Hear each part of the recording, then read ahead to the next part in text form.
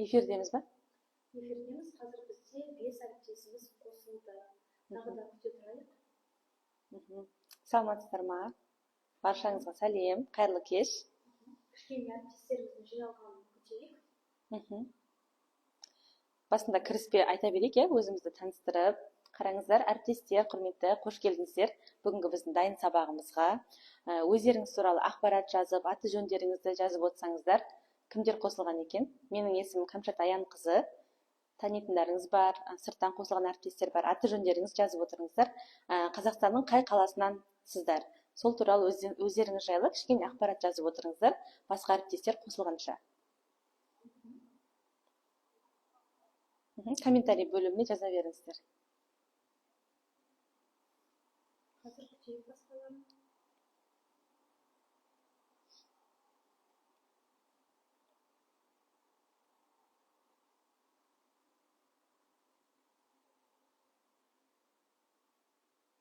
Жас мамансыздар ма, әлде мектепте жұмыс жасап жатқандарыңызға қанша уақыт болды? Іс тәжірибелеріңізбен де бөлісіп жазып кетіңіздер. Соған қарай ақпарат береміз. Әйгерім Дүйсенқызы, сізге сәлеметсіз бе дейді? Сәлеметсіз бе, Әйгерім ханым? Қош келдіңіз бүгінгі сабаққа. Бүгін біз тегін сабақта барынша пайдалы ақпараттар беруге тырысамыз. Мұқият тыңдап отырыңыздар, сабақтың соңына дейін көріңіздер. Көптеген бонустарымыз бар, сабақтың соңына қарай көрсететін. Жалпы біз бүгінгі сабақта сабақ жоспар құруды басынан аяғына дейін үйрететін боламыз. Этап-этаппен үйретеміз. Және осы бүгінгі сіздерге көрсетілген демонстративті материалдардың барлығы жаңағы біздің группамызға жіберілетін болады. Сұрақтарыңыз болса, сабақ барысында қоя беріңіздер. Қыздар маған айтып отырады, біз сәйкесінше мүмкіндік болса сабақ барысында жауап береміз, мүмкіндік болмаса сабақтың аяғына қарай сұрақ жауапқа кішкене уақыт қалдыратын боламыз. Назерке Мейірхан айтады, жас маман, Екібастұз қаласы. Қош келдіңіз, Назерке ханым. Әйгерім Дүйсенқызы, Түркістан облысы, декреттегі ана екен. Назерке Мейірхан айтады, сабақ уақыты қанша, нақты жоспарланған деген сұрағы бар екен. Сабақ уақытына қанша уақыт жоспарланған дейді? Бүгінгі тікелей эфирге ғой? Бүгінгі тікелей эфирге жалпы біз 1 сағат көлемінде уақыт жоспарлап отырмыз, бірақ біз оны қазір сабақ барысында көреміз. Мүмкін ол ары қарай созылып кетуі мүмкін. Сәл ұзағырақ болуы мүмкін, өйткені біз көп ақпаратты кіріктірдік бұл жерде. Барынша жасап жатқан жұмысымыздың, осы сабақтың барлығын толықтай сіздерге түсіндіруге тырысамыз. Егер 1 сағат уақытына сыйып кетсе, ол жақсы. Егер сыймай қалса, кішкене созылады.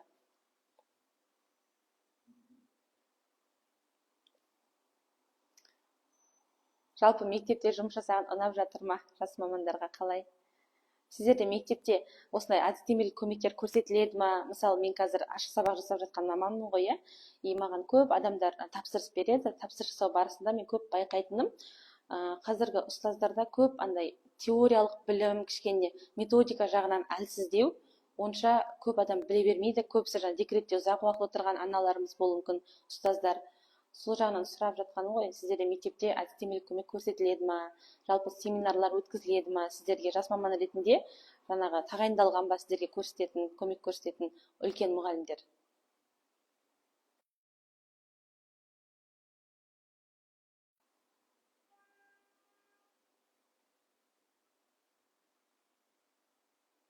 Шекеева ханым айтады, сіздің жұмыстарыңыз өте құнды.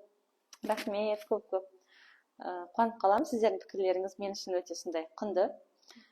Барынша андай жақсылап жасауға, на совесть жасауға тырысып жатам. Не всегда получается, бірақ барынша тырысамын.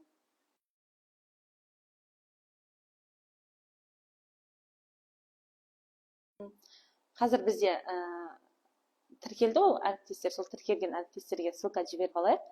Сол кісілердің бәрі қосылсын, сосын сабағымызды ақырындап бастай береміз. Ақжарқын Сәрсенбай айтады, эфир сақтанышы дейді. Барынша тырысамыз, Ақжарқын ханым, барынша тырысамыз, бірақ қазір енді біз білмейміз ғой, әртүрлі техникалық ақаулар да болып қалуы мүмкін. Сол үшін біз қазір сақтаймыз, немесе былай деп айта алмай тұрмыз. Чекеева ханым айтады, біздің мектепте әдістемелік көмек көрсетілмейді. Ұлпан ханым жазыпты, Амангожаева Ұлпан, Алматы қаласы, еңбек өтілі 20 жыл. Шекеева ханым да өтініп жатыр, эфирді сақтаңызшы дейді. Бәрінше тырысамыз. Ұлпан ханым, қош келдіңіз. Сіз сияқты ұстаздар көріп отырса, біз мақтанамыз, қуанамыз. Сабақ барысында өздеріңіздің жаңа ұсыныстарыңыз болса, жазып отырыңыздар. Біз бәрін жақсы қабылдаймыз.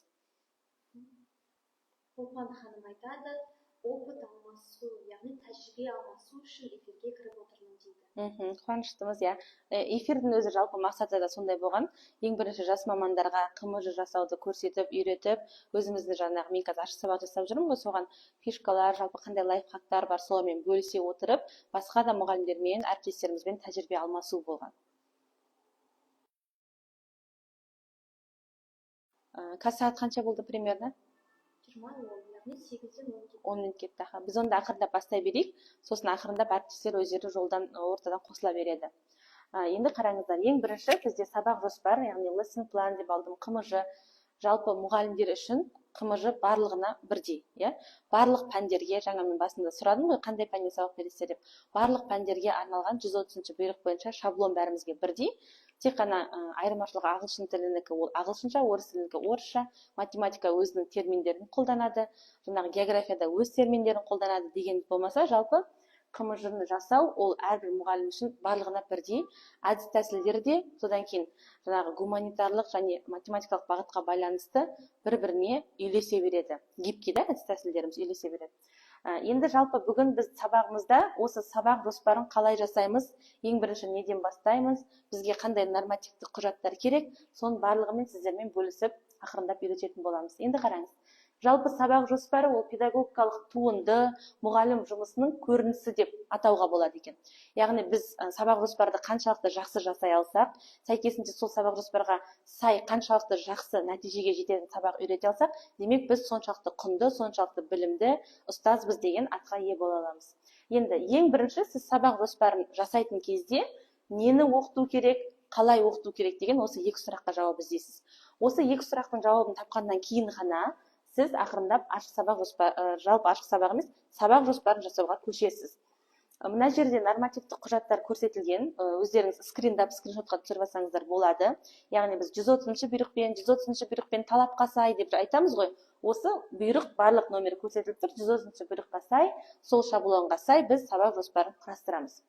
Енді қараңыз, ең бірінші сабақ жоспарлау үшін мына төмендегі құжаттар мен ресурстар бізге қажет болады.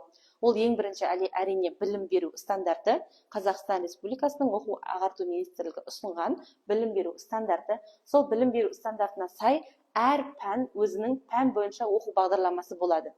Мысалы бізде ағылшын тілінде ол subject program, ағылшынша айтқанда ол subject program деп айтамыз. Барлық пәнде ол оқу бағдарламасы бар. Осы оқу бағдарламасының ішінде бізде ұзақ мерзімді жоспарды осы оқу бағдарламасының ішінен аламыз. Яғни қанша сағат бөлінген, бізде мысалы аптасына ағылшын тілі 3 сағаттан ғой. Сол сағаттар бөлінгені, әр тоқсанға қанша сағаттан бөлінеді және әр тоқсанда қандай тақырыптар, тараулар болады, қандай оқу мақсаттары беріледі, осының барлығы біздің subject програмда біздің бағдарламаның ішінде берілген. Осы бағдарлама құжатына сәйкес біз сабақта, яғни қыркүйек айында немесе тамыз айында оқу жылының басында сіздермен өзіміздің әдістемелік бірлестігімізбен отырып КМЖ, яғни КМЖ емес, КТП дейміз ғой орысша, яғни күнтізбелік тақырыптық жоспар жасаймыз. Сол күнтізбелік тақырыптық жоспар ол бізде ұзақ мерзімді жоспар деп аталады, өйткені ол бізде 1 жыл көлеміне жасалады. 490 1 жыл көлеміне жасалатын құжат. Сол құжаттың негізінде біз күнделікті КМЖ, яғни қысқа мерзімді жоспар, немесе lesson plan, short term plan деп айтамыз, қысқа мерзімді жоспарымызды жасайды екенбіз. Қысқа мерзімді жоспар жасаған кезде негізі жалпы Қазақстан бойынша барлық мұғалімдердің сүйенетіні ол бізге берілген оқулық. Бірақ негізі бұл оқулық бізде жай ғана ресурс болып табылады. Біз ең бастысы оқу мақсатына жететін сабақ өтуіміз керек. Енді қараңыздар, қысқа мерзімді жоспарды жасау үшін бізге керек болатын ол қосымша ресурстар, әдіс тәсілдер және АқТ құралдары, яғни ақпараттық коммуникативтік технологиялар. Ал қазіргі осы оқу жылында биыл бізде қатты сондай трендте болып жатқан, ол бізде ЖИ, яғни жасанды интеллект, AI деп айтып жатамыз ағылшын тілінде. Artificial Intelligence бізде қатты сабаққа өте көп көмегін тигізіп жатыр. И біздің барлық ашық сабақтарымызға қойылатын ең бірінші талап ол сабақта жасанды интеллектті қолдану болып тұр. Осы жер түсінікті болса, ары қарай жылжиық. Ең бірінші біз сабақтың тақырыбын алғаннан кейін КТП-да бізде оқу мақсаттары беріліп тұрады. Біз ол оқу мақсаттарын жылдың басында өз әдістемелік бірлестік отырысында әр тақырыпқа сай оқулықтағы берілген ақпаратпен сәйкестендіре отырып, әр тақырыпқа біз нақты мақсаттарды қойып аламыз. Егер сол оқу мақсаты сабақтың басында дұрыс қойылған болса, оқу жылының басында, біз оқу жылының аяғына дейін ешқандай қиналмаймыз, біздің жаңағы жұмысымыз жүйелі түрде жүріп отырады. Енді қараңыз, бізде барлық кезде айтып жатады, смарт мақсат қойсын, смарт мақсат ол тек қана сабаққа қатысты емес, біздің өмірдің әрбір кезеңінде сенің жоспарларың болсын, барлығы смарт болсын деп айтып жатады. Оны енді мен қазір әр әрпіне тоқталатын болсам, ол бірінші специфик, яғни нақты. Біздің жоспарымыз нақты болу керек. Сіз сабақта нақты қандай дағдыны дамытасыз, бұл сабақтың аяғында оқушыдан қандай нәтиже күтесіз. Сол бірінші сіздің сұрағыңыз болу керек. Екінші, біздің мақсатымыз, сабағымыздың мақсаты өлшемді болу керек, яғни measurable. Ол өлшемді дегеніміз, біз қиын бір мақсатты алып, оған біз сабақ барысында жете алмай, 45 минутта үлгере алмай жатсақ, ол дұрыс емес. Осы жерде өлшемді дегеніміз, осы жерде түсініктірек болып тұр сіздерге. Келесі ол қолжетерлік, яғни achievable. Қолжетерлік дегеніміз біздің оқушыларымызға қараймыз. Әр сыныпта оқушылардың деңгейі әртүрлі. Сәйкесінше біз әртүрлі сыныптағы оқушылардың деңгейіне қарай мақсатын анықтаймыз. Келесі бізде мәнді мағынасы бар, яғни уақыт аралығында анықталатын, яғни біздің бір сабақ 45 минутымызға сыятын, сол жерде біз барлық кезеңдерді алып жүретіндей, барлық оқушыға көңіл бөлінетіндей, барлық оқушы сабаққа қатысатындай, сәйкесінше барлығы бұл сабақтан белгілі бір нәтижемен шығатындай мақсатты таңдап аламыз, яғни смарт мақсат құрастырамыз.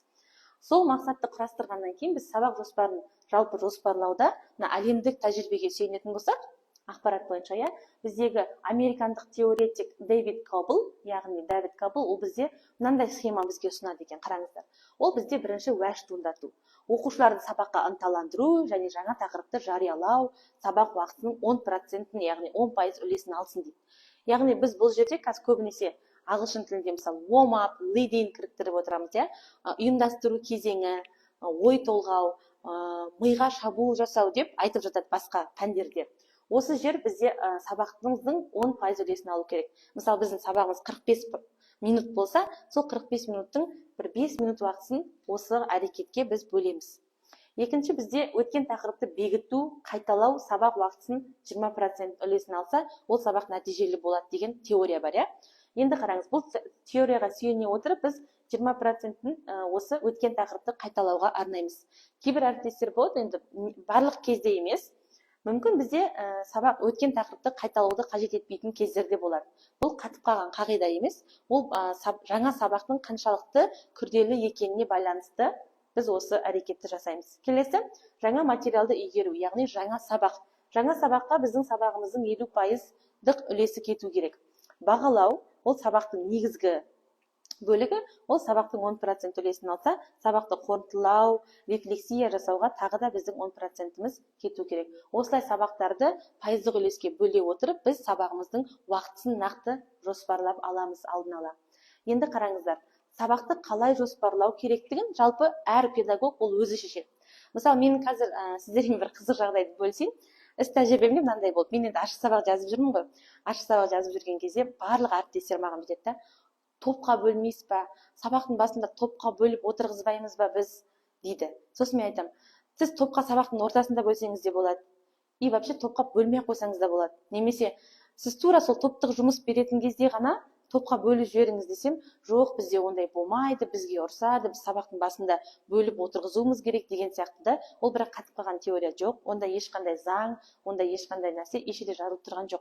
Ол мұғалімнің шеберлігіне қарай 45 минут өтетін сабағыңызға тек қана сіз жауаптысыз. Сол сабағыңыздың нәтиже жетуіне де сіз жауаптысыз. Ол сабақтың қызықты өтуіне де сіз жауаптысыз, және балалар жауапты. Енді қараңыз, осы жерде сіз топқа бөлуді бір маңызды нәрсе санап, оны басында болу керек, немесе міндетті түрде болу керек деген теорияны алып тастаймыз. Қазір егер сіздің ойыңызда сондай нәрсе болса, ол бізде маңызды емес. Сізде сабақта топтық жұмыс болса, сіз топқа бөлесіз, топтық жұмыс болмаса, сіз топқа бөлмей, тек қана жеке жұмыстар жасату арқылы, жаңағы жұптық жұмыстар жасату арқылы сабағыңызды жақсы алып шыға аласыз. Енді бастысы бұл жерде сіз өзі еркімде екен деп, қалай болса солай, андай өз білгеніңізбен өте алмайсыз. Әрине біз өйткені мұғалім болғаннан кейін, біз кәдімгі мемлекеттік органда мемлекеттік мекемеде жұмыс жасап жатқаннан кейін, ол бізде бастысы нормативтік құжатта берілген қысқа мерзімді сабақ жоспарының құрылымы сақталу міндетті. Ең міндетті нәрсе міне мынау. Ал осы нормативтік құжатта берілген нәрсені сақтай отырып, сіз сабағыңызда қандай әдіс тәсілмен үйретесіз? Қандай материалдар пайдаланасыз? Ол енді өз еркіңізде. Қандай креатив пайдаланасыз, сабақта сіз жаңағы функционалдық сауаттылықты дамытуға арналған тапсырмалар пайдаланасыз ба? Сыни ойлау тұрғысынан қойылатын сұрақтар қоясыз ба? Оның барлығы өз еркіңізде, шеберлігіңізге байланысты, ойын түрінде өткізесіз ба, сұрақ-жауап форматында өткізесіз ба, жарыс қылып өткізесіз ба? Ол сіздің өз шеберлігіңізде. Бірақ міндетті түрде нормативтік құжатқа белгіленген сабақ жоспары болу керек. Ол дегеніміз біздің 130-ші бұйрықта бізге көрсетілген шаблон сақталу керек. Яғни сабағымыздың өзінің этаптарымен жүру керек міндетті түрде. Ол жерде сіздің сабақтың уақытқа бөлінгені, мұғалімнің әрекеті, оқушының әрекеті, бағалау, дескриптор, сосын жаңағы ресурстарымыз барлығы анық айқын көрсетілу керек сабақта. Енді қараңыз. Жалпы Кембридж әдістемесі деп айтып жатамын. Мен көп айтамын Кембридж әдістемесі деп. Жалпы Кембридж әдістемесі ол бізде тілдік пәндерге қатысты. Мысалы, жаңа тіл үйрететін ағылшын тілі, орыс тілі, жалпы қазақ тіліне де оны икемдеп алуға болады осы әдістемені. Осы әдістеменің негізінде әр сабақтың тиімді өтуі үшін келесі құрылымды сақтау маңызды. Міне, мысалы, мен қазір көбінесе жасап жатқан ашық сабағым барлығын осы Кембридж әдістемесіне сүйене отырып жасаймын. Сіздер мысалы қазір маған тапсырыс бересіздер, жасап сізге жіберіп жатқан сабақ жоспарының барлығы осы Кембридж әдістемесінің құрылымын сақтайды. Ол қандай?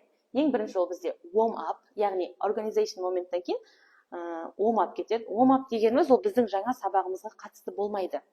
Ол біздің жаңа сабағымызға қатысы жоқ, өткен сабақтарды қамтитын, немесе балаларды бір серікті балатын, қызығушылығын оятатын кез келген бір әрекет болуы мүмкін.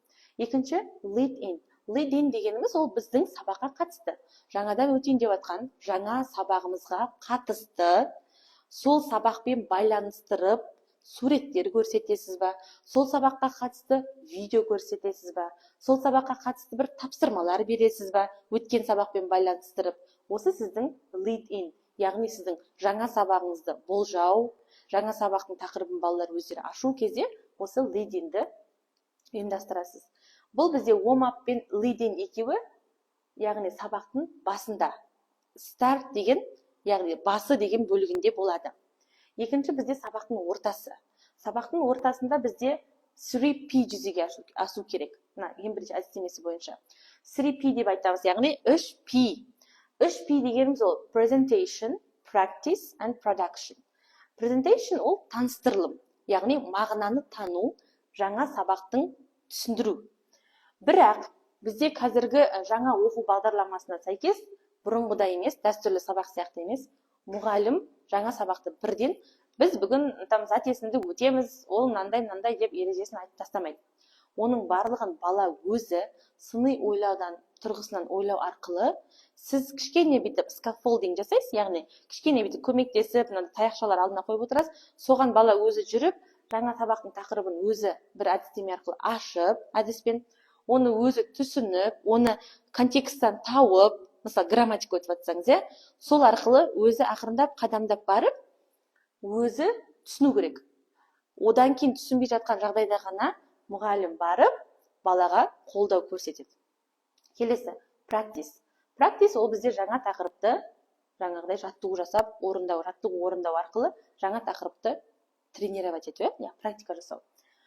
Бұл кезде сіз осы 3P кезеңінде сіз осы жаңағы жұмыстарыңызды ұйымдастырасыз. Ол бізде екі жақшаның ортасында тұрады ғой, I деп тұрады, мысалы P деп тұрады, W деген әріп тұры мүмкін екі жақтан ортасында, немесе бізде G әрпі тұрады. Ол бізде G group work, топтық жұмыс, I individual work, яғни жеке жұмыс, P pair work, ол жұптық жұмыс, W ол whole class work, яғни жалпы ұжымдық сыныппен жұмыс деген мағынаны білдіреді.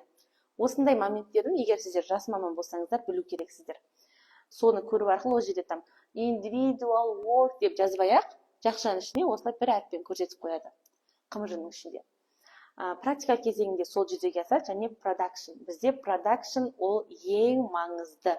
Біз ана қорытынды деп жазып атамыз ғой, conclusion деп жазушы едік қой бұрында. Енді қазір production. Production ол сол қорытынды, екеу синоним былайша айтқан кезде. Бірақ мына production stage бізде біздің әдістемемізге сай екі түрлі дағдымен ғана жүру керек негізі. Production ол бізде writing немесе speaking арқылы жүзеге асады. Сіздің сабағыңыз әртүрлі дағдыны дамытатын сабақ болуы мүмкін, бірақ production кезеңіне келген кезде сіз балалардан либо speaking тапсырма аласыз, яғни сөйлеуге бағытталған, немесе writing жазба жұмысы арқылы кері байланыс аласыз. Осы productionды бітіргеннен кейін feedback беріп тұр. Көп ұстаздар бізде feedback пен reflection екеуін шатастырады, екеуін бір нәрсе деп ойлайды. Feedback пен reflection екеуі екі түрлі нәрсе. Құрметті әріптестер, feedback ол кері байланыс. Ол балаға сіздің берген кері байланысыңыз. Баланың сізге сіз сұрақтар қоясыз, сол сұрақтарға сізге жауап берген баланың кері байланысы сабаққа байланысты. Сіз балаға кері байланыс бересіз. Не түсінбей қалды, қай жерден қиналды, сол жерді көрсетіп, ол бізде feedback. Ал енді reflection ол баланың сіздің сабағыңызға берген кері байланысы. Яғни сіздің сабағыңыз қаншалықты қызықты болды, қаншалықты түсінікті болды, осы сабақтан кейін балада қандай сұрақтар туындады, әлде ешқандай сұрақтар туындаған жоқ. Ол бізде reflection кезеңі осы. Reflectionнан кейін ары қарай сіз homework, яғни үй тапсырмасын бересіз, сонымен сабағыңызды аяқтайсыз. Енді бағалау қайда кетті деп ойлауларыңыз мүмкін. Бағалау негізі екі түрлі жолмен жүзеге асыруға болады. Ол біріншісі сабақтың өн бойында, сабақтың басынан бастап әр тапсырмаға, дескрипторға балдарды 10 балдық жүйемен бағалаймыз ба? Сол 10 балдық жүйені дескрипторларға бөліп тастап, жеке жұмысқа 2 балл беріп, жұптық жұмысқа 3 балл беріп, солай өн бойында бағалап, ең соңында бағалау парақтарына белгілеп отырып, немесе әртүрлі жаңағыдай жасанды интеллект құралдары мен АКТ құралдары арқылы жаңағыдай біз белгілеп отырып, сақтап отырып бағалаймыз ең соңында. Немесе осы production кезеңінде сіз балаларға индивидуал, яғни жеке жұмыс 10 балдық жеке тапсырмалар берсеңіз болады. Оны олар интерактивный орындаса болады, немесе қағаз бетіне, тест түрінде, әртүрлі, бірақ ол міндетті түрде 10 балл, яғни сабақтың басынан бастап аяғына дейінгі ақпараттың барлығы қамтылған 10 балдық тапсырма берсеңіз, оны сіз production кезінде алып, бірден тексеріп, солай баланы бағаласаңыз болады.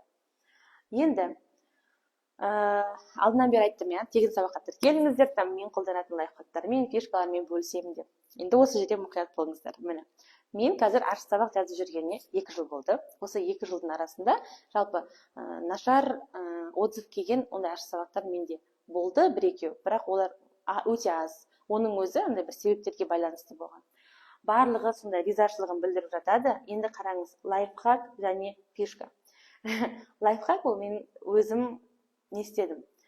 Бірінші, бұл ашық сабақтарды мен жазған қазіргі уақытта маған оңай, және сіздер егер мені парақшамды қарап отыратын болсаңыздар, осы жақында мен жаздым, 2 аптада 14 ашық сабақ жазып бітірген мен деген рилс түсірме. Ол негізі былай қарасаңыз, бір мұғалім бір ашық сабағын, мысалы 1 жылда беретін бір ашық сабағын тапсырысқа беріп жатып, қиналып, оны дұрыс өтпей қалатын кездер болады. 2 аптада 14 ашық сабақ жасап шығу ол өте қиын, былайша айтқан кезде.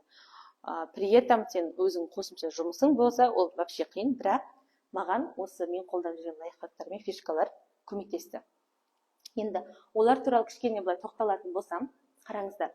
Мен осы күнге дейін жасап жатқан ашық сабақтарымның, жасап жатқан жұмыстарымның барлығын енді сақтап жүрмін ғой, компьютерге сақтап жүрмін. Әр сабақ жасаған сайын бір жаңа идея, жаңа әдіс тәсіл қосамын, соның барлығын мен осылай бөлген болатын. Солардың ішінен қазір мен сіздерге именно психологиялық ахуал қалыптастыру кезін мен қалай ұйымдастырып жүрмін. Соны мына 5-еумен бөлсем. Қазір сіздерге көрсем, ол менде free compliment, яғни комплимент айту. Балаларға, бала мұғалімге немесе мұғалім балаға комплимент айтады. Ол тегін комплимент, ол өз ойларынан шыққан комплимент, ол мысалы комплимент естсек бәріміз қуанып қаламыз ғой. Сол сияқты сабақтың басында балалардың көңіл күйлерін көтеру, мұғалімнің көңіл күйін көтеру, жалпы сынып ішінде жағымды атмосфера қалыптастыру үшін мен осы методты қолданып жүрмін. Келесі бізде choose your mood деп тұр. Яғни көңіл күйіңді таңда.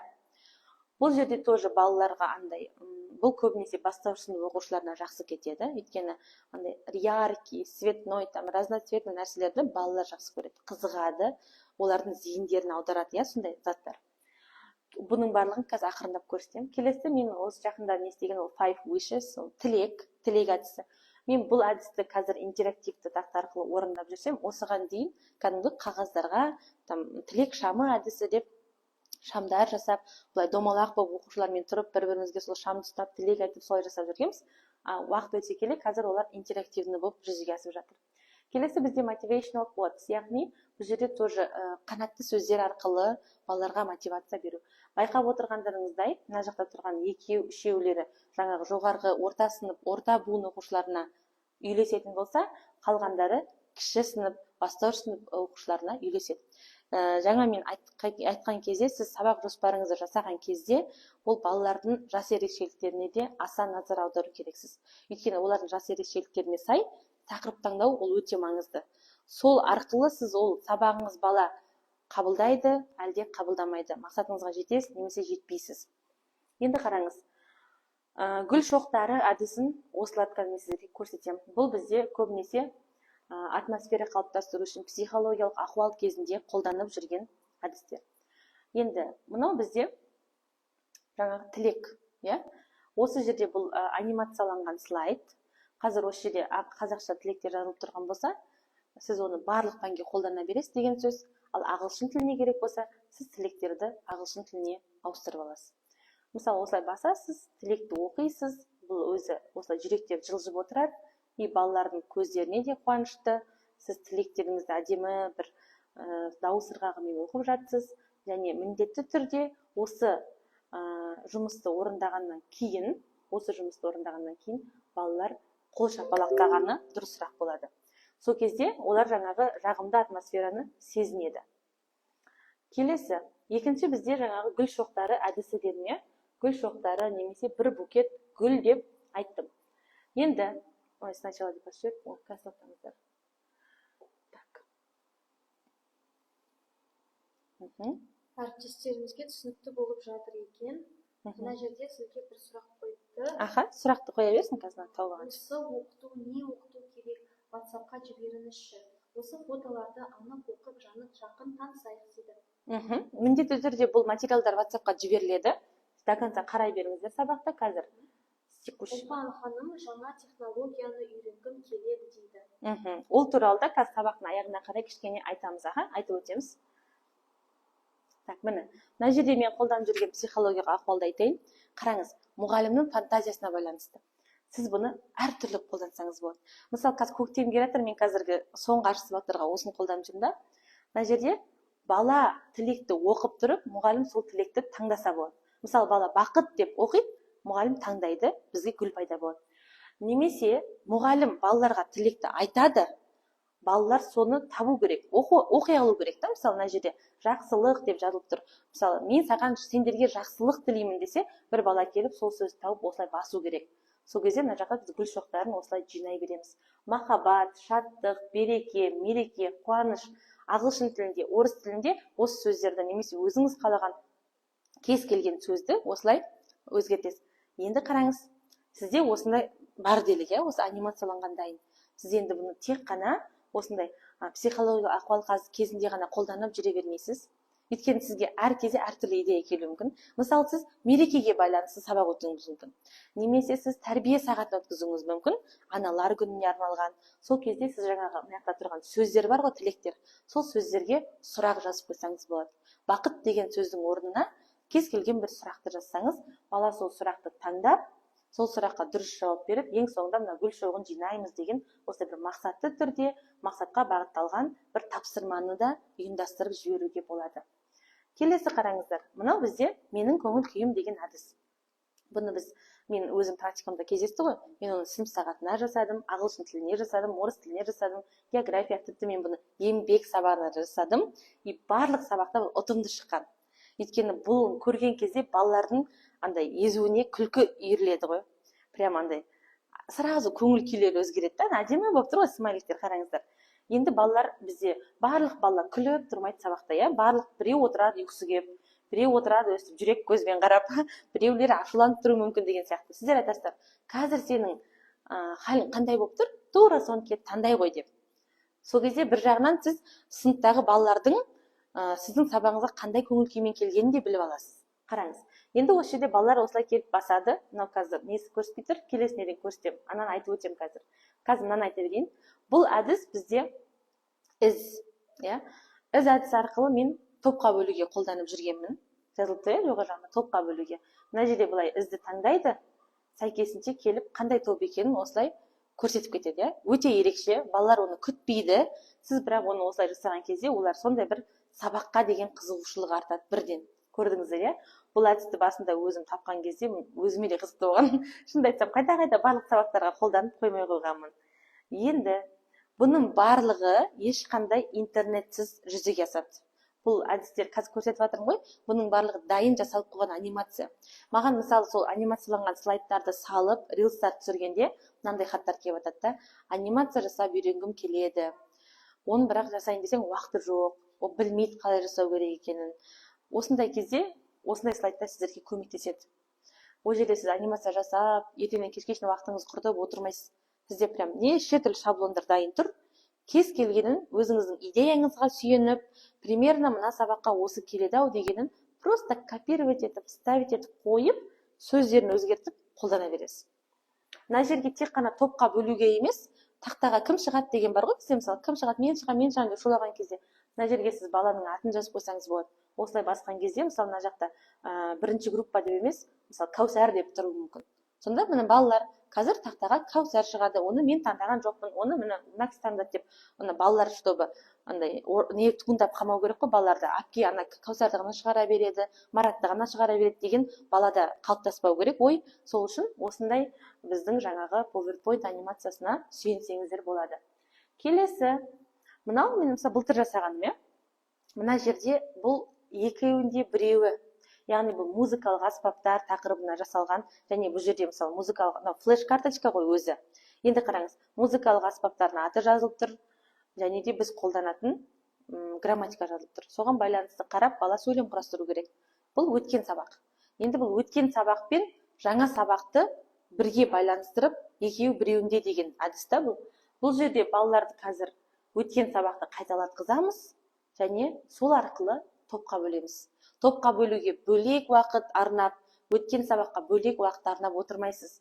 Бала келеді, what is this мысалы? What it is a piano. Енді мынамен бала сөйлем құрау керек. Енді оны сіз бұл жерде еще саралау әдісін қолданасыз. Балалардың барлығы сөйлем құра алмауы мүмкін. Это нормально. Жақсы оқитын балалар атын да айтады, сөйлем де құрайды. Қаласаңыз, ол сізге сұрақ та қояды. Ал төмен деңгейдегі оқушылар тек қана суретке қарап музыкалық аспаптың атын айтып, әріптеп айтып кетсе, оның өзі жетістік.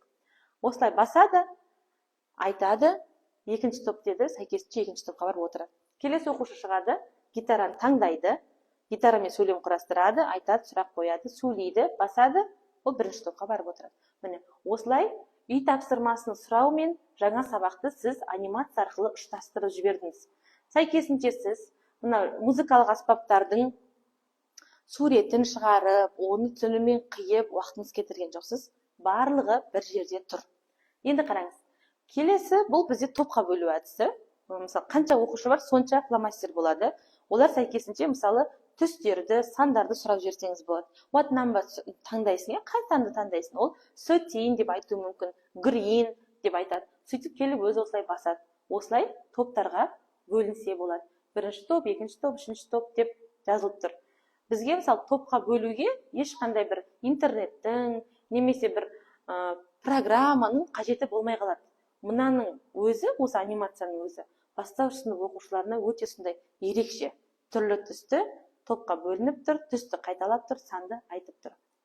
Енді қараңыз, жоғары сыныптарға қолданып жүрген тегін комплимент деп айттым ғой жаңа.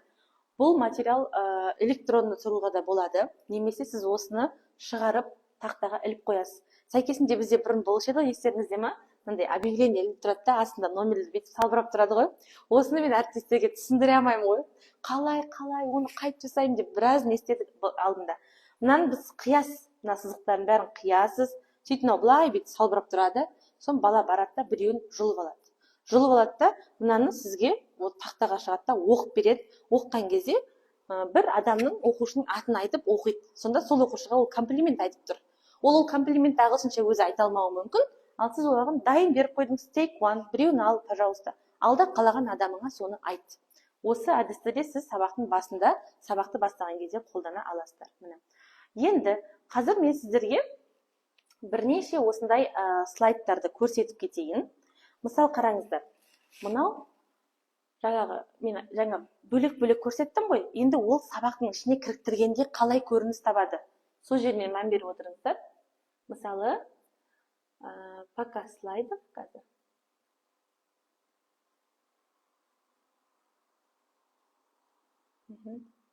Кәмшат ханым, сізге айтады, шаблондарды бересіз бе дейді. Мына шаблондарды ма? Бұл шаблондар негізі сіздер алдынан бері көрген боласыздар, иә? Бұл шаблондардың барлығы мынау ашық сабақтың ішінен алынған ғой. Кәдімгі мынау мысалы қазір мен ашық сабақ көрсетейін деп отырмын. Қазір мынаны көрсетіп бітірейін, сіздерге жауап беремін. Қараңыз, мен мынаны жаңа сіздерге көрсетіп қойдым. Былай басады оқушылар келіп, тілек деп шығып тұр ма? Бұл жерде оқушылар, сыныптағы оқушыларға тілек айтады. Мына жерде де тілек, немесе ол жерде сұрақ болуы мүмкін. Кез келген өткен сабаққа қатысты үй тапсырмасында сұрап жіберсеңіз болады, тапсырма беріп жіберсеңіз де болады. Енді мынау қараңыз, ребус. Біз бұрын ребусты көп қолданатын едік. Қазіргі уақытта ұстаздар ребусты көп қолданбайды. Ал мен өзімше ойлаймын, что ребус ол оқушыларды сыни ойлауға, функционалдық сауаттылықтарын дамытуға көмектеседі өте қатты. Мына жерде біз жаңа сабақтың тақырыбын ашамыз. Бұл бізде тәрбие сағаты. Мына жерден бізде деген әріп шығады, иә? Сонда мына ребусты отырып оқушылар шешетін болса, ынтымақ түбі береке деген сөз шығады. Мына үш сөздер ынтымақ, түбі береке. Сонда біз жаңа тақырыбымызды ребус арқылы жаңа тақырыбымызды ашып тұрмыз. Келесі біз ынтымақ түбі береке сабағының тәрбие сағатының мақсаты, одан кейін топқа бөліну. Топқа бөліну бұл жерде бізде көп аса назар аударғанымыз ұлттық құндылық. Көбінесе сабаққа заказ тапсырыс берген кезде бізге ұлттық құндылықты қосып беріңіз дейді. Сол ұлттық құндылық бізде оюлардың өзі біздің қазақ халқының ұлттық құндылығына жатады. Сондықтан оюлар деген топқа бөлінумен біз бөлдік. Мына жерде өздері келіп, сәйкес ұяшықтарды таңдайды. Сөйтіп, топтарға оқушылар бөлінеді. Көрдіңіздер ғой, ешқандай интернетті қажет етпейді. Барлық сабаққа, барлық пәнге, барлық сыныптарға қолдана бересіз. Просто копировать етіп аласыз. Енді қараңыз, ынтымақ жүрген жерде ырыс бірге жүреді дейді. Яғни бұл жерде мына біздің сөзіміз, ол мұғалім ол сөзді түсіндіреді, және 3 топқа бөлді ғой жаңа. Сол топтарға енді мақал мәтелдер берілді. Сол мақал мәтелдер бізде сиқырлы сандықтың ішінен шықты. Сол мақал мәтелдердің мағынасын ашу керек. Келесі бізде топтық жұмыс. Біз топқа бөлініп қойдық. Енді топтық жұмыста не істеу керек екені айтылып тұр. Енді қараңыздар. Келесі бізде серікту сәті достар шеңбері деп тұр. Мына жер бізде жасанды интеллекттің көмегімен жасалған сурет, ол осылай шеңбер жасап тұрады деген мағынада берілген. Енді достар шеңбері ол бізде қымыржыда жазылып тұр. Қалай бұл серікту сәті жүзеге асырады? Келесі бізде ситуациялық талдау, сахналау, яғни біз 3 топқа бөлінгенбіз. Сәйкесінше бірінші топ, екінші топ және үшінші топтарға тапсырмалар беріледі. Сол тапсырмаларды оқушылар орындау керек. Топпен жұмыс ынтымақтаса отырып, жұмыс жасап отырып орындайды. Келесі бізде артқа қарай не істемеймін жоқ. Келесін көрсете салайын. Міне, одан кейінгісі бізде рефлексия. Пока слайдов.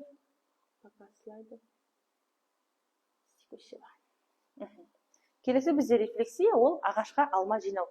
Біз бұрын алманы бөлек қырқып, ағашты бөлек шығарып, тақтаға іліп, оны клейлеп жабыстырып отыратынбыз. Ал қазір бізде барлығы осы анимацияланған слайдтың арқасында жүзеге асады. Бүгінгі сабақ өте қызықты болды. Бүгін сабақтан өзім ерекше күй алдым. Оқушылар келіп таңдай береді. Міне. Сол таңдағанына қарай алма жинайды. ең соңында біз алмалардың түсіне қарап, қанша оқушы түсінді, қанша оқушы қызықсыз болды, барлығын мұғалім уже өзіне кері байланыс ретінде көріп тұрады. Міне, алмалар жиналып жатыр. Енді қараңыз, бұл сабақ сізде тек қана тәрбие сағатына ғана емес, тура осы шаблонды алып, өзіңіздің сабағыңызға қойып, тапсырмаларын, сөздерін, мақсатын өзгертіп аласыз, сіздің ашық сабағыңыз дайын тұр. Сіз қиналып, іздеп, ары бері ондай уақытыңыз кетірмейсіз. Енді бұл тәрбие сағатына мысал болды ма? Келесі бізде, мен сіздерге жаңа айттым ғой, мынау тарих. Мысалы, біздер жаңа айттық қой, тарих пәнінен кейін мұғалімдер отыр бізде. Енді қараңыз, мынау тарихқа жасалған ашық сабақ. Мен жаңа сіздерге өзім айтып кеткен болатынмын. Бұрын мен тілек шамы әдісін пайдаланып жүрдім деп. Ол тілек шамы әдісі осылай шамдарды шығарып, мынандай лентаға байлап, ортаға тұрып, солай жүзеге асатын еді. Мынау сол бұрын жасалған слайд. Осы шығып тұрады фонда, мына жақта мұғалім тілек шамымен оқушыларға тілек айтып, сөйтіп сабақты бастап жатады. Енді қараңыз, мына жерде топқа бөлу керек болды. Бұл жерде мұғалім бізге айтты, бізде оқушылар мен өзім бөліп қоям, сол бойынша бөлінсін. Бөлінгендей болсын деп жасадық қой енді. Олай спиннерді айландырасыз, тоқтатасыз. Міне, қара сызықпен өзі бөлініп тұр ғой. Мына жерде тұрған 8 оқушы бір топ, мына жақтағы 8 оқушы бір топ, мына оқушылар бір топ. Міне, спиннер әдісі арқылы топқа бөлінді. Келесі бізде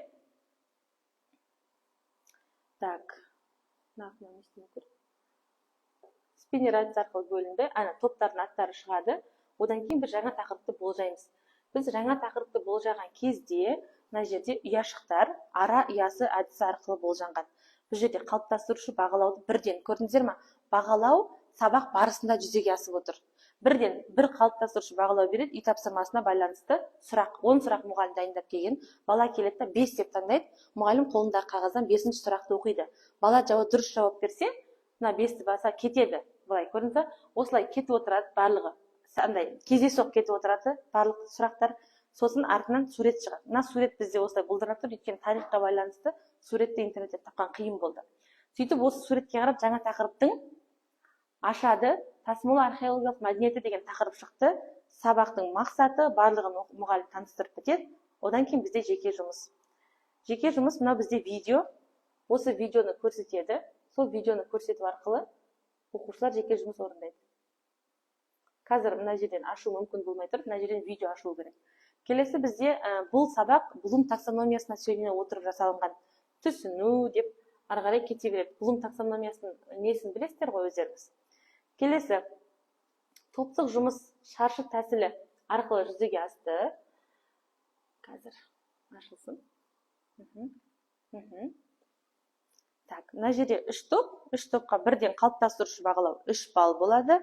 Әр топ осы берілген тапсырмаларды орындаған кезде дұрыс орындаса 3 баллды алады. Келесі бізде міндетті түрде сабақта ағылшын тілінде біз CCQ questions дейміз. Ол жаңағыдай бағынаны бала түсінді ма, түсінгені ме соған байланысты. Ал тарихта біз оймен байланыстырып, функционалды сауаттылықты дамытуға байланысты, сыни ойлау қабілеттерін дамытуға байланысты талдау тапсырмасы кезінде топтық жұмысқа осы сұрақтарды қойған болатынбыз. Осы сұрақтарға жауап беру арқылы баланың бағанағы қасиеттері дамиды. Енді қараңыздар. Келесі, бірінен кейін бірі ашылып тұр ғой. Негізі бұл кәдімгідей бірінен кейін бірі ашыла береді.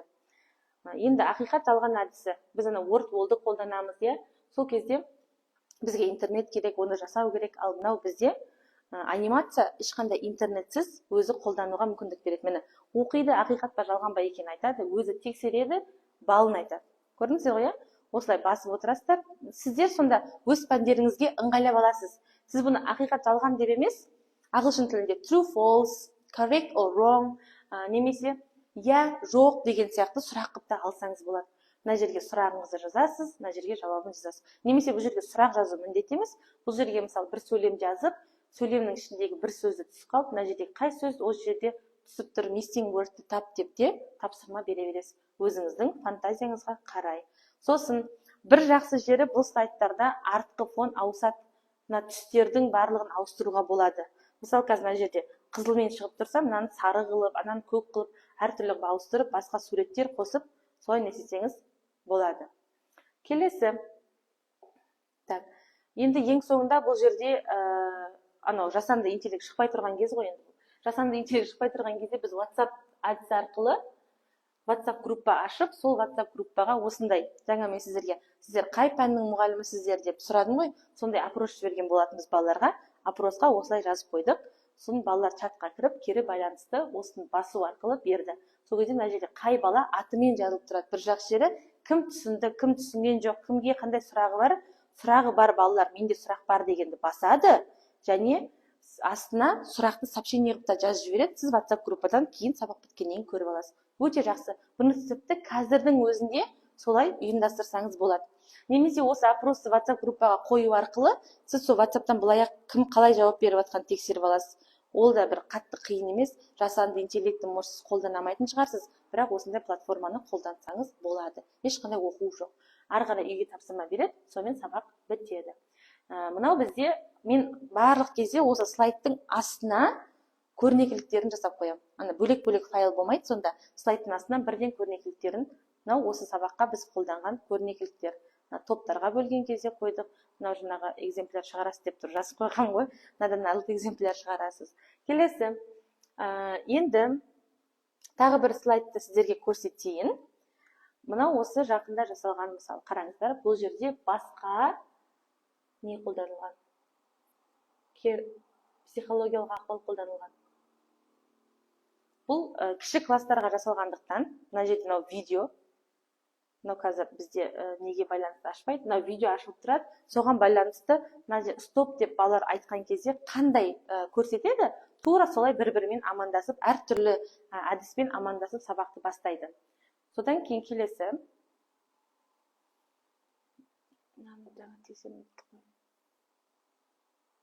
Күту керек па?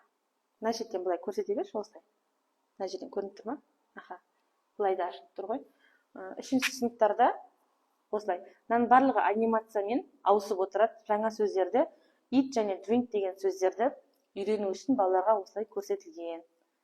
Қазір мен бұл жерде сіздерге көрсеткім келіп отырғаны individual work деп жұптық жұмыстар, топтық жұмыстар, сосын серіту сәттері обязательно қосылған сабақтардың ішінде өздері көрініп тұрады. Сосын рефлексия және асты жағында көрнекіліктерімен бірге берілетін материалдардың барлығы тұрады. Енді әріптестер қандай сұрақтар қойып жатыр қазір? Сұрақтар бар ма қойып жатқан? Назерке ханым күшті деп кері байланысын жіберіпті. Және де қазір Айгерім ханым айтады, интернет қажет емес жерде ұстамай қалып жатады ғой дейді. Бізде сондай проблема негізі Қазақстанда көп. Жалпы біздің республикамызда сол проблема ғой. Сондықтан да осындай ұйымдастырғанбыз. Бұл сабақтар интернетсіз балалардың қызығушылығын оятып, интернетсіз қазір біз қолданып жатқан жасанды интеллект, әртүрлі платформаларға барлығына интернет керек қой. Бұлардың барлығы интернетсіз жұмыс жасайды және солар беретін эмоцияны балаларға бере алады. Бұлардың артықшылығы сол. Сосын сіз оны жаңағыдай, мысалы, барлық платформаға жазылған кезде 5 рет жасағаннан кейін 60-сы платный болады, оған ақша төлеу керек болады, оның ссылкасын таппай қаласыз, оны қоймай қаласыз, сондай моменттер болады. Бұл сізді подвать етпейді, ол постоянно. Еще сізде, мысалы, бір сабақ болып тұрса, сіз соны алып, тура сол шаблонмен бір ай бойы сабағыңызды солай өткізсеңіз болады. Оның артықшылығы бар. Қандай артықшылығы бар? Сіз тура осы шаблонмен сабақ өткізген кезде бала біріншіден сабақтың жаңағы барысына үйренеді. Олар уже қандай тапсырма орындайды, барлығын біліп отырады. Енді қараңыздар, мына жақта әртүрлі шаблондар бар. Мысалы, бізде мындай сиқырлы кітаптар деген әдісті көрсеткім келеді. Бұл әртүрлі пәнге қолданыла береді. Артындағы фоны өзгереді. Артындағы фоны мынау қазір бізде ұлттық құндылыққа байланысты әдемі осындай фон қойған болатынбыз. Фонын өзгертуге болады. Кітаптардың атын өзгертуге болады. Сиқырлы кітапхана демей басқаша қылып өзгертуге болады. Мынаның бәрін жылжи береді. Енді қараңыз, бұл жерде сұрақ жауап кезінде қолдансақ болады. Балалар келіп, өздері қалаған кітаптарын таңдайды. Мысалы, олар 2 деген кітапты таңдауы мүмкін. Оған байланысты сұрақ. Бұл бізде географияға жасалған ашық сабақ, минералды ресурстар деп тұр. Сосын біз оны тексереміз. Бірден жауап беріледі, балын сразу бала алып кетеді. 1 балл, 2 балл деген сияқты. Қайтадан орнына барамыз. Біз қазір 2 деген кітапты таңдадық қой.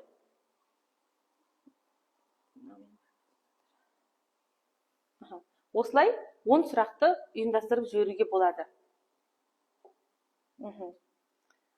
Міне, бұлай осылай тұрады. Гиперссылка арқылы барлығын бірінен кейін бірі ауысатындай жасап қойғанбыз. Көрдіңіздер ғой, иә?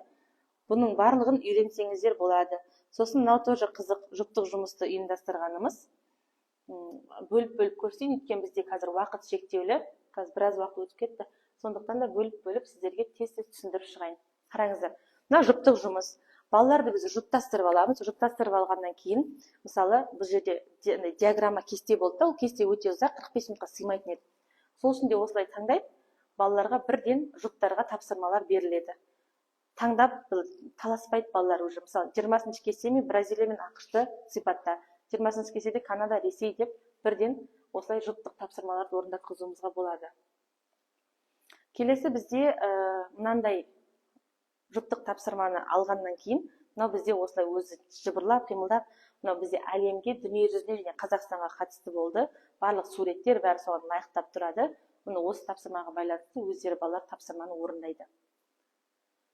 Сосын бұл сабақта бізде ChatGPT-ді қазір сіздер қолданып жүрген шығарсыздар сабақтарыңызда, иә? Бұл тоже балаларға қолданылды. Балалар өздері қазір көп қолданады бізде мектепте, и соны сабақ процесіне ыңғайластырып алдық. Бұл жерде бірінші, үшінші топқа мына тапсырма, екінші, төртінші топқа мына тапсырма. Олар не істеу керек? ChatGPT-ді пайдаланып, топпен отырып, осы запросты ChatGPT-ге қойып, соны бірден жауап шығады, бірден шығады. И сабақ процесінде, сабақ барысында бала бірден уже не істей алады? Қосымша ақпарат айта алады. Бұрынғыдай қосымша ақпаратты үйден іздеп кел, сосын оны келесі сабақта айтасың деген бізде ондай қиындық тәсір жоқ. Мына жерде де қорытынды сұрақтарды біз осындай спиннер көмегімен ұйымдастырғанбыз. Спиннерге өтіп, әртүрлі сұрақтарға оқушылар жауап береді. Міне, енді бұл жердегі мен бағалауға сіздерге аса назар аудартқым келіп отыр. Бағалауға мән беріңіздер. Ең соңында балаларды қалай бағалады? Мына пока слайдты басамын қазір. Ашсын. Теңгемен бағалады. Неге теңгемен? Өйткені бұл география пайдалы қазбаларға байланысты болды, сабаққа байланысты қылып өтуіміз керек әрқашанда. Балалар сабақ барысында бағана бал жинап отырды ғой өздері. Сосын Сымбат мысалы қанша бал алды? Сымбатта мысалы 8 бал болса, 8 рет осы теңгенің үстінен бассаңыз, 8 деп шығады. Осылай келді. Немесе сіз оны өзіңіз бассаңыз болады, немесе оқушылар өздері келіп, өздері жинаған балды осы бағалау парағына қойып, қоңырау соққаннан кейін шығып кетеді. Артынан сізде осы бағалау парағы экраныңызда тұрады. Соған қарап сіз білім класс жүйесіне осы балалардың бағаларын қоясыз. Бұны копировать етіп алып, балалардың аттарын өзгертіп, санын өзгертіп, әртүрлі пәнге күнделікті қолдана беруге болады. Енді мен бір ұтымды шыққан сабағымды сіздерге көрсетіп кетейін. Мына жерде математика сабағы бізде болды. Қараңыз, бұл жерде балалар сабақ барысында бағаланып отырды ғой. Оның өзін біз мысалы ешқандай мен платформа білмейді екем. Солай бірінен кейін бірі жүйелі түрде бағаланатын. Осыны біз жаңағы слайдпен жасадық.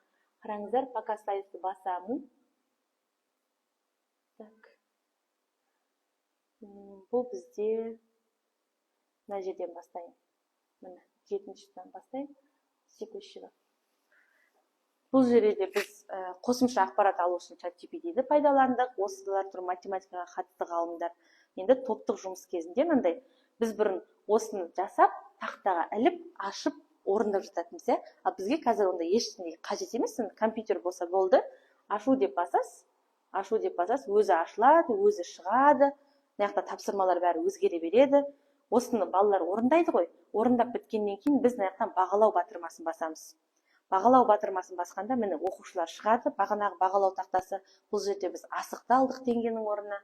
Мысалы, жақсылық 3 бал алса, жақсылыққа 3 бал береміз. Ділнұр бізде 3 бал алды деп есептейік. Нұршуақта 2 бал, Алиде 1 бал, Әлібекте 3 бал. Осылай басқаннан кейін қайтадан топтық жұмысқа қайтқан кезде мына балдар сақталып тұрады. Өте тамаша. Міне топтық жұмысқа қайттық. Енді бізде келесі жұмыс. Келесі жұмыс шығады мына жақтан. Содан кейін қазір көрсетейін аяқтан. Кішкене қатып тұр ғой, интернет дұрыс ұстамай тұр ғой. Мына жұптық жұмыс дегенді басайын. секующий қараңыз. Енді мен келесі балаларға жұптық жұмыс бердім. Бұл жерде айтып тұр, жай сандар жиын құрап, бұл бірінші топтың жұптары деп бәрі нақты жауап беріп тұр. Және төртінші жұп 3 балл беріледі, дескрипті бәрі айтылады мұғалім тарапынан. Сосын бағалауды басасыз. Сөйтесіз де қайтадан жаңағы балдарын бересіз. Мынау жаңа мен шығып кеттім ғой, сол үшін қазір өшіп қалды. Ал негізі интернет жақсы ұстаған кезде бұл кәдімгідей не істей береді, көрсете береді. Осылай балдарын беріп, қайтадан жұптық жұмысқа барып, одан кейін келесі тапсырмаға өтіп, мына жерде сергіту сәті, сергіту сәтін орындайды. Солай бағалауды сабақтың барысына кіргізіп жіберсеңіз болады. Сонда ең соңында сіз жаңағыдай барлық балды бірден қойып отпайсыз, уже балдарыңыз жиналады. Сосын сіздерге тағы бір шаблон, мына жерде өте қызық шаблон. Біз ана EducaPlay платформасы арқылы Frog Jumps деген ойынды ойнатамыз ғой балаларға. Бақа секіріп ойнайды, балаларға тоже ол қызық. Осыны біз математикаға ұйымдастырдық. Қараңыз. Сұраққа 1 балл беріледі, егер дұрыс жауап берсең. Мысалы, бос жиын дегеніміз не? Ол бізде ешқандай элементі жоқ жиын деп мысалы басамыз. Бақа сол жаққа барып отырса, демек бұл дұрыс жауап. Бала бірден дұрыс жауабын алады. Келесі, екінші сұрақ, үшінші сұрақ, осылай сұрақтар кете береді. Жаңа бақаны секірте береміз, ол дұрыс емес. Мысалы, бұлай басады, ол дұрыс, демек ол бақа секіреді. Осылай кете береді. Содан кейін ең соңында қайтадан бағалауға барамыз. Жаңағы жерге қайтадан бағалаймыз да, жұптық жұмыс 1 дегенді басамыз. Ол жұптық жұмыс 1 дегеніміз, ол басқа жұптық жұмыс. Жұптық жұмыс 2 десек, жұптық жұмыс 2-ге барады. Сөйтіп ауысып ең сонда рефлексияға дейін арасына бағалау кіріктіріліп отырады. Міне. Енді бұл жердегі, мына жерде қараңыз, мен бағана айттым ғой, мына тапсырманы біз сабақтың басында ұйымдастырдық деген. Ал енді қазір бұл уже сабақтың аяғында қорытындылау кезінде тұр. Жеке жұмыс ретінде алынған, балалар тапсырманы таңдайды. Тапсырманы таңдау үшін өз көңіл күйіне байланысты тапсырма таңдайды. Міне, басады, бірінші тапсырма, басады, бірінші тапсырма, бұлай басасыз, екінші тапсырма. Ал тапсырма мұғалімнің қолында қағаз жүзінде тұрады. Бірінші тапсырманы таңдағанға бірінші тапсырма, екінші тапсырманы таңдағанға екінші тапсырманы береді. Орындап біткеннен кейін бағалауды басады, сөйтіп бала бағаланады. Ең соңында бізде рефлексия кезінде мына басады, мысалы, 1 бала, 2 бала кім қандай жағдайда тұр сабақтың аяғында, бұл сабаққа деген балалардың рефлексиясы. Осылай сабақты аяқтаймыз. Енді бұл сабақтың нелерін, тапсырмаларын бөлек өзінше басқа файлмен кеткен болатын. Енді қараңыз, мына жерде жеке жұмысқа мынандай тапсырмады алдық. Бұл балаларға мысалы тапсырма беріліп тұр, бірден тексеруге мүмкіндік береді. Мысалы, бала қате айтса 1 рет бас дейсіз. 1 рет басса ол оранжевый болып жатса, бұл қате. Яғни бұған екінші басқа оқушыдан оны сұрайсыз. Ол оқушы жауап берген кезде дұрыс болса, тағы 1 рет басқанда жасыл. Жасыл болып жанатын болса, бұл жауап дұрыс деген сөз. Міне, сонда мынау қате жауап берді ма, дұрыс жауап берді ма, соның бәрін бірден осылай көрініп тұратындай қылып слайдқа орналастырып қоюымызға болады екен. Бұның барлығын мен сіздерге неге көрсеттім? Өйткені мен алдында айттым ғой, фишкалармен, өзім қолданып жүрген лайфхактармен бөлсем деп. Менің бар қолданып жүрген фишкаларым, лайфхактарым осы 2 жыл көлемінде жасаған ашық сабақ жұмыстарым барлығын бір каналға жиыстырып салып қойғанмын. Сол жерге маған әртүрлі тақырыптан тапсырмалар түскен кезде, сіздер ойлап қалмаңыздар, бұл дегені мен жасанды интеллектті қолданбаймын, мен платформаны қолданбаймын деген сөз емес. Мен мұғалімнің сұранысына қарай. Маған көп сұраныс түскен кезде былай түседі. Біздің ауылымызда интернет жоқ, связь дұрыс ұстамайды. Бізге барынша интернетсіз жасап берсеңіз, жасанды интеллектпен қос деп көбінесе үлкен сыныптар тапсырыс түседі. Ал кішкентай сыныптардың барлығында біз осындай ойын элементтерін, барлық платформалар бізге мүмкіндік беретін элементтердің барлығын осылай слайдтарға қосу арқылы жасағанбыз. Және бұлар барлық пәндерге, барлық сабақтан қолдануға мүмкіндік береді. Осылай бәріне қолдана береміз. Енді жалпы сіздерге сабақ қымыжыны құрастыру туралы түсінікті ма? Мен Асия мына жерде маған көмектесіңізші, бағанағы не қайда? Word-тан жасаған. Word-тан көрсеттім ғой, мен қорытындылап жіберейін эфирді. Осы жерде тұрады. Қараңыздар, енді қымыжылар талапқа сай қымыжы қалай болу керек? Қайтадан қымыжыға оралайық. Мысалы, ағылшын тілінен жасалған қымыжы. Қазір үлкейіп жіберейін. Бұлай көрініп тұр ғой, қараңыздар мені. Оқу мақсаты беріліп тұр, оқу мақсатына сай сабақ мақсаты шығып тұр, сабақ мақсатынан кейін мені warm up, lead in, students action, assessment, resources, PPT дегеніміз слайд, ол бірінші слайд, екінші слайд деген video from YouTube, мені барлығы көрсетіліп тұрады. Presentation, practice, бағана 3P деп айттық қой. Presentation, practice, production. Міне, production, мына жақшаның ішінде тұрған P деген ол pay work, жұптық жұмыс. W деген ол бізде жаңағы ұжымдық жұмыс. Сосын ары қарай рефлексия. Сосын мына сабақта бізде мынандай талап болды. Бұл сыныпта жаңағыдай ерекше көңіл бөлуді қажет ететін оқушы бар етін.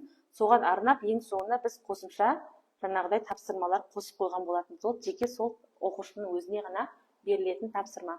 Енді қараңыздар, қазақша бір мына жерде мысалы қазақша біреуін көрсетіп жіберейін.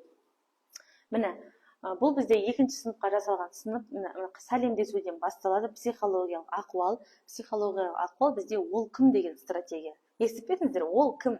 Бұл жерде мен қазір слайды ашса көрсетем. Әртүрлі оқушылар жасырылады. Мен сіздерге көрдіңіздер ме? Қазір әдіс тәсілдермен бөлісіп отырмын. Мұқият тыңдап отырыңыздар, иә? Бұл жерде сыныптағы оқушылардың мінез құлқы жасырынып тұрады асықтарда.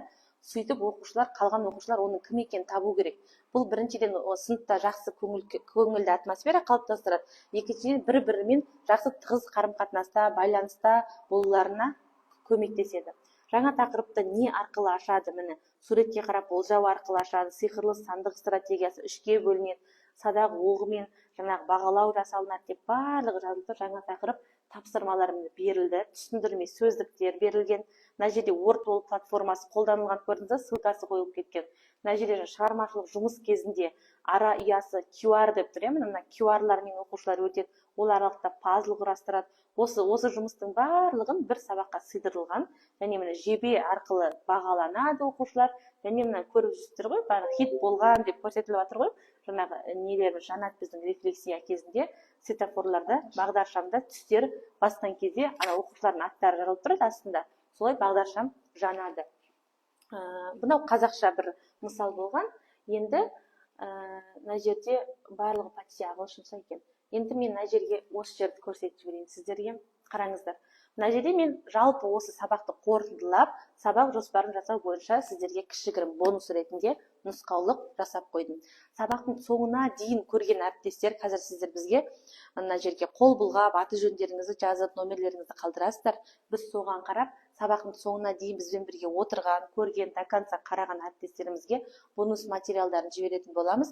Және өзіміз уәде бергендей, бағана айттым ғой, мен Teaching Ideas каналына және де English with Decorations каналына сіздерді тегін тіркейтін боламын. Осы сабақты көріп, тәжірибе алмасқандарыңыз үшін. Сосын бізде үлкен стажы бар мұғалімдер көріп отырған болсаңыздар, әлі де маған жаңағыдай жазып жіберіңіздер. Қандай ұсыныстарыңыз, қандай пікірлеріңіз бар? Сіздердің пікірлеріңіз біз үшін өте құнды.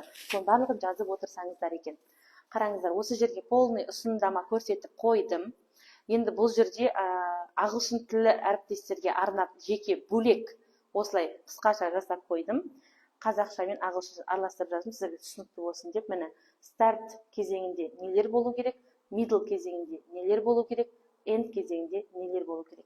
Сіз оны қалай ұйымдастырасыз, қандай әдіс тәсіл қолданасыз, барлығын осылай сыйдырасыз. Негізі сабақ жоспар жазған өте оңай, ешқандай қиын емес. Сізде тек қана инструмент, тек қана сізде мына жерде біліміңіз, қай жерде не қолданып жатырсыңыз, нақты қадамдарыңыз болса, болды, белгілі. Сосын жаңа әріптестер сұрап жатыр ғой, анимациялардың барлығын алсақ бола ма, беріле ма деген сияқты. Сол туралы сіздерге кішкене ақпарат айта кетейін. Жалпы менде сториске де салып отырамын, жеке де салғанмын. Ашық сабақтар каналы бар, иә. Дайын ашық сабақтар каналында бағана мен әртүрлі пәннен көрсетіп жатырмын ғой. Маған тапсырып түскен ашық сабақтардың барлығы салынып отырады. Қазіргі уақытта ол жерде шатаспасам 156 ма? Қанша әсе? 156-ға жуық файл бар. Ол жерде қымыжы, көрнекілігі, презентациясы барлығы салынған. Сол каналға сіздер кеше 2 күн болды ғой, ол канал өзінің бағасында тұр, ол каналға тіркелу 20 мың теңге. Енді осы қатысып отырған әріптестерге арнап бізде ұсыныс, сол каналға сіздер 50%-пен тіркеле аласыздар, бірақ тек қана осында көріп отырған әріптестерге ғана ол ұсыныс жарайды. Ол 50% дегенің сіз 10 мың теңгемен ол каналға тіркеліп, осы көрсетілгені ол мен сізге 5-6-ын көрсеттім қазір. Ол жерде 50-ден аса ашық сабақ бар. 50-ден аса ашық сабақ 156 файл болып тұр. Ол әлі де толықтырылады. Маған әлі де түскен тапсырыстардың барлығын мен әлі де жүктеп отыратын боламын. Бірақ айта кететін нәрсе, 90% ашық сабақтар ағылшын тілінен салынады. Ал қосымша пәндерден ашық сабақ түссе, мен оларды салып отырамын. Бірақ 90% ашық сабақтар ағылшын тіліне қатысты. Сынып-сыныппен, кітаппен бәрі бөлініп жазылып тұр. Сосын тағы бір артықшылығы, егер сіз осы сабақтан кейін сол каналға тіркелетін болсаңыз, 50% жеңілдікпен, қазір мысалы сізде мүмкіндігіңіз болмаса, сіз 12 айға пайызсыз, ешқандай пайыз қоспай, бөліп төлеумен тіркелсеңіз болады. Ол сізде небәрі 833 теңгеден шығады. Ай сайын 833 теңге сіз төлеп отырасыз, бір жылдың ішінде, иә? Зато сізде бұл канал шексіз доступпен сізге беріледі. Сіз кез келген семинар өтетін кезде, кез келген ашық сабақ өтетін кезде, тіптен сізден әріптестеріңіз ол каналдағы ақпаратты сатып та алуы мүмкін. Сіз просто алып сол каналдағы ашық сабақты 5 минутқа 10 мың теңгеге сату арқылы өз ақшаңызды бір-ақ күнде шығарып ала аласыз. Негізі артықшылығы көп. Мен просто ол сіздерге пайдалы болатын эфир ашам дедім ғой. Пайдалы болатын эфир өткізгеннен кейін ақыры оны да скидка жасап, бонуспен берейін деп отырмын. Егер ұнап, осындай нелердің барлығын менде пайдаланғым келеді, әріптестеріме сатып ақшамды шығарып аламын, немесе менде басқа адамдар, басқа мұғалімдер сияқты осылай басқа адамдарға услуга көрсетіп, ашық сабақ жазып, эксперт болғым келеді десеңіздер, міндетті түрде ол каналға тіркелу керексіздер. Өйткені ол сіздерге идея береді, ол сіздерге ол толассыз постоянно ол жерге файл түсіп отырады, и ол сіздерде артықшылығы көп. Енді мен оны бұл жерде бүтіп айтып отырмаймын, түсінген адам өзі кітапта түсініп отыр қандай артықшылықтар бар екен. Қазір біз сіздерге группаға счет, оплата бәрін жіберіп қоямыз. Егер келетін болсаңыздар, 15 минут уақыт қана беріледі. Осы біткеннен кейін сол 15 минут уақытысында скидка жүреді. Сол жерде жаңағы ашық сабақтар каналына 10 мың теңгемен тіркеле аласыздар. Егер сіздер бөліп төлеумен 12 айға тіркелетін болсаңыздар, 10 мың теңгеге ешқандай пайыз қосылмайды. Сол 10 мың теңгені төлей бересіз. Сіз оны 12 ай бойы 833 теңгеден бөліп төлеп отырасыз. Енді қараңыз.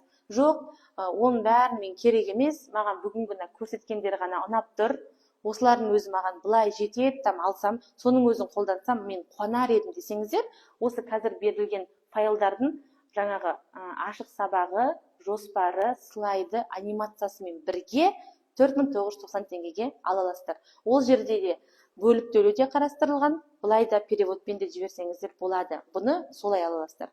Ал қазір берілетін ұсынымдама, каналға тіркелетін жаңағы бонус, ол до конца көрген әріптестерге тегін берілетін болады. Ол каналда идеялар, көрнекіліктер бар. Оны сіздер өздеріңіз көріп, ұнатқандарыңызды өздеріңізге сай қылып өзгертіп жасағансаңыздар болады. Енді қараңыз, самый нәрсе, қазір айтып жатыр ғой, өзім үйренгім келеді деп. Өзім үйренгім келеді. Жасанды интеллект туралы үйретесіздер ма деген сияқты.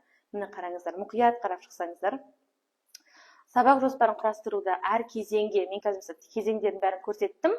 Енді осы кезеңдердің әр қайсысына қандай тапсырма алған кезде сіз сабақтың мақсатына жетесіз. Қандай саралау тәсілдері бар, мысалы. PowerPoint-та анимацияны қалай жасаймын? Ол анимация өзгеру үшін не істеймін? Фонын қалай өзгертемін? Өзім жасап үйренгім келеді. Маған жеке видеомен үйретіңіз. Немесе сіздер осы біздің ауданымызда болатын болсаңыздар, офлайн үйренгім келеді деген әріптестеріңіз болса, осы жерде мұқият қарап шықсаңыздар, мына жерде біз 30 күндік марафон ұйымдастырып жатырмыз, Алла қаласа. Сол 30 күндік марафонға қосылып, онлайн, офлайн сіздер барлығын үйрене аласыздар. 2 апта бізде теория болады, барлығын теоретический видео сабақпен жеке былай түсіндіреміз.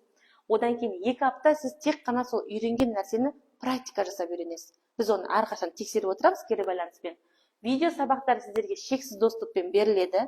Біз жіберген видео сабақтар сіздерде сақталады. Және ең бастысы, егер сіз ағылшын тілі пәні мұғалімі болатын болсаңыз, біз бағана скиллдарды дамыту, listening, reading, writing деп айтып жатырмыз ғой. Осы скиллдарды дамыту үшін негізі біз sub skill деген нәрсені білуіміз керек.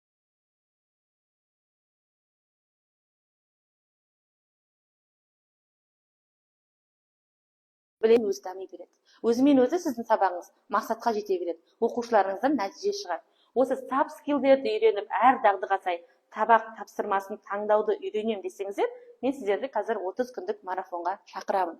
Енді 30 күндік марафонның бағасы 30 мың теңге, бірақ осы чатқа қосылған, білім аламын, үйренемін деп осыны 2 апта бұрын анонс жасадым. Осыны күтіп, тіркеліп, уақытын бөліп қатысып отырған әріптестер үшін оның бағасы 19.990 теңгеге сіздер тіркеле аласыздар. Бір-ақ рет сөйлейсіз, барлық теорияның барлығы сіздің өзіңізбен бірге қалады. Ары қарай қосымша ұсыныстарыңыз болса бізге жазыңыздар. Бұны тоже бөліп төлеумен немесе былай да алуға болады. Жалпы біз сіздерге ұсынып отырған осындай 3 түрлі ұсынысымыз бар. Енді мына сабақтың қалай жоспарланады, барлығын сіздерге осы желі құрастыру үшін реттілікті сақтау жоспарын барлығын чатқа жіберетін боламыз. Қосымша сұрақтарыңыз болса, қазір мен жауап беріп кетемін, сұрақтарыңызды қойыңыздар. Бізде бір где-то 5-6 минут уақыт бар. Сол 5-6 минуттың ішінде мен сұрақтарға жауап беремін сіздерге. Басқа сұрақтарыңызды чатқа қоя берсеңіздер болады. Назар қойып тыңдағандарыңызға рахмет. Сұрақтар жазып жатыр ма? Бар ма екен сұрақтар? Сұрақтар бар. Кешірім сұраймын. Біз 20 жыл сабақ өтіп келдік және осындай жастардан үйренеріміз көп. Рахмет. Рахмет Ұлпан ханым, көп-көп. Қуаныштымын. Және де Гүлек деген ханым айтады, екінің бірі осыны қайта сатуға болады деп айтады дейді. Яғни сіз берген презентацияларды қайта сатуға болады ма дейді. Болады, аха. Потому что мен айтып отырмын ғой, мен осы күнге дейін тіркелген әріптестерге сондай құндылықпен олар тіркелген болатын. И ол менде болды осындай жағдай. TikTokқа мен тарап кеткен ғой жаңағыша. Сол маған әріптестерім жіберіп жатыр да, Камшат апай, мынау сіздің жұмысыңыз осылай сатып жатыр, сіз оған сатпа деп айтсаңызшы деп. Сонымен кері байланыс жаздым. Жоқ, мен өзім рұқсат бергем. Мысалы, сіз мынандай доступ алғаннан кейін оны сіз қайта сата аласыз. Даже если сіз оны сатпаған күннің өзінде, мен қазір мысалы ашық сабақтарды 20 мың теңге жасаймын ғой. Сіз бір ашық сабақты 20 мың теңге жасайды, енді өзіңіз ойлаңыз, бір ашық сабақты. Ал сіз қазір 50 ашық сабақты 10 мың теңгеге алайын деп отырсыз. Сіз енді одан сізге пайда былай, сіздің ертең өзіңіздің әріптестеріңіз бар, сіз соларға сіз 10 мың теңгеңізді енді білмеймін, құндылығы көп негізі, түсінген адамға құндылығы көп. Оны былай айта бергеннен не жоқ, сіздің сұрағыңызға жауап сатсаңыз болады қайтадан. Ондай ешқандай не жазылмаған. Басында мен таратпаңыздар, анау-мынау деп жазған чатқа. Кейіннен ондай ештеңке жоқ. Мен просто салып отырамын материалдарды, ары қарай өзіңіз қолдана бересіз. Назерке Мейірхан ханым айтады, осы біз қалай жасауды үйретпейсіз бе дейді. Яғни осы презентациялар, шаблондар, уже жасауды үйретесіз бе дейді. Үйретеміз, оның бәрін үйретеміз, бірақ сіз оны үйрену үшін марафонға тіркелесіз. Біз ол марафон бізде жабық каналда болады, бұндай тікелей эфирде болмайды. Кәдімгі жабық каналда зуммен отырып, кәдімгідей әрқайсыңызға жеке көңіл бөліп отырып үйретеміз. Өйткені оның бәрін үйренген көпшілікке басып отырып үйрететіндей ондай мүмкіндік жоқ, шыны керек қой. Дайын нәрсені, пожалуйста, алыңыздар. Дайын тұр. Пәленбай осы материалды 10 мың теңгеге скидкамен аласыздар, негізгі бағасы 20 мың теңге.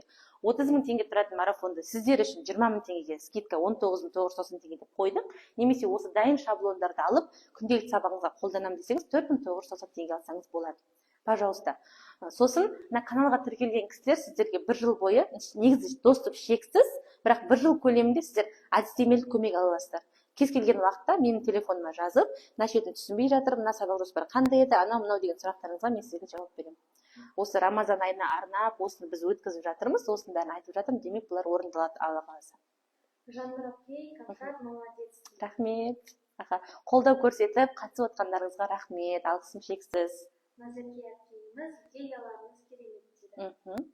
Және де мына жерде бір сұрақ бар еді қазір. Негізі күшті, мен айтып отырмын ғой, кейбіреулерін, мысалы мен дайындарын сатып алған кездерінде болған. Мен бірақ оны, ол жерде айтқан сатуға болмайды деп. Мен оны жаңағыдай өзіме сайғып өзгертіп, фондарын барлығын өзгертіп лайықтап алдым. Және ол маған осы жақын арада бізде бастауыштар әріптестеріміздің айлығы өткен кезде мен көп ашық сабақ жасадым да, сол кезде қатты көмектесті. Прям аналар, ол жақта андай ғой, бәрінің тақырыбы салт дәстүр, қазақи сондай болады екен да, аналарымды вставить етіп қоямын да, сөздерін өзгертем, анау күшті шығады. Сіздер де солай қолдансаңыздар болады.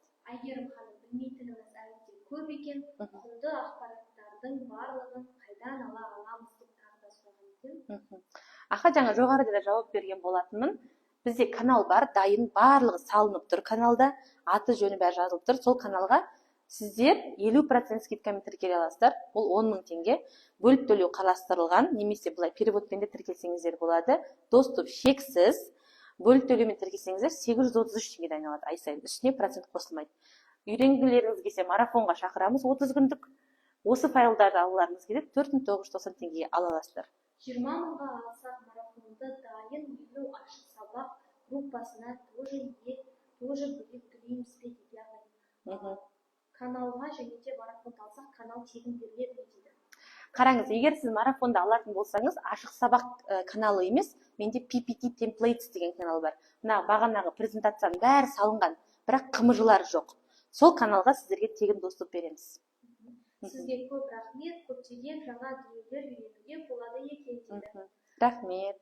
Сізге мың алғыс дейді, және де бір Чекиева ханым айтқан екен, сіздің ашық сабақ каналыңызды пайдаланамын, өте құнды ақпараттар дейді. Көп рахмет. Осындай кері байланыстарыңызды чатқа жазып жіберсеңіздер, вообще күшті болатын еді.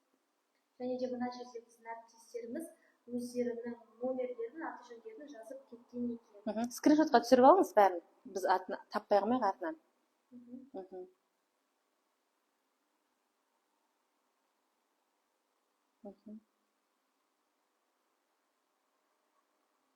Тағы да сұрақтар бар ма басқа?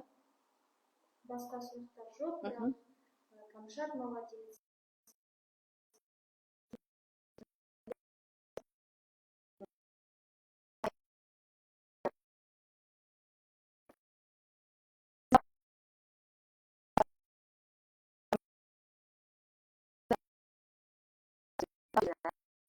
Мың алғыс. Басқа сұрақтарыңыз болса, чатқа жаза беріңіздер. Сұрақ, ұсыныс, өтініш барлығы қабылданады. Жақсы, сау болыңыздар.